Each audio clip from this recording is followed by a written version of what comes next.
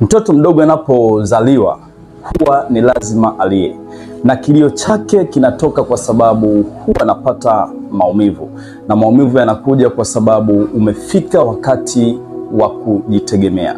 Alipokuwa tumboni mwa mama yake anakuwa anapata kila huduma katika maisha yake, lakini ni kupitia viungo vya mama yake.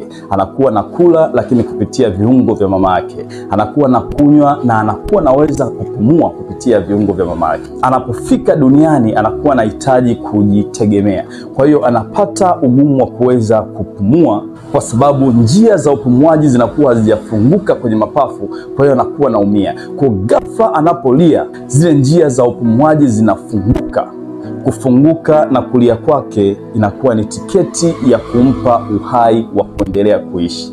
Si kila maumivu unayopitia katika maisha kwamba yana lengo la kudidimiza wewe katika maisha. Si kila maumivu unayoyapata kwamba yana lengo la kuumiza na ukupoteza kabisa kwenye ramani ya maisha.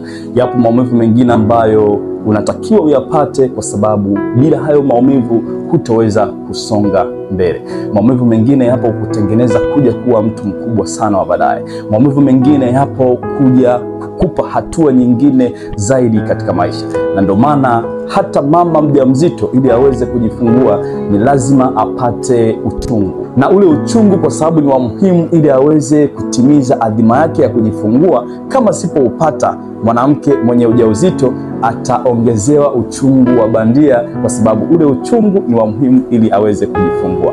Na ndio maana hata Yusufu asingeweza kuwa waziri mkuu kama asingeuzwa na kupitia maumivu ya utumwa. Na ndio maana asingekuwa waziri mkuu kama asingepata maumivu na uchungu wa kupitia jela. Ilimbidi aingie gerezani ili gerezani aweze kupata nafasi ya kutafsiri ndoto, na kupitia tafsiri ya ndoto aliyoipata akiwa gerezani ikampa tiketi ya kwenda kuwa waziri mkuu.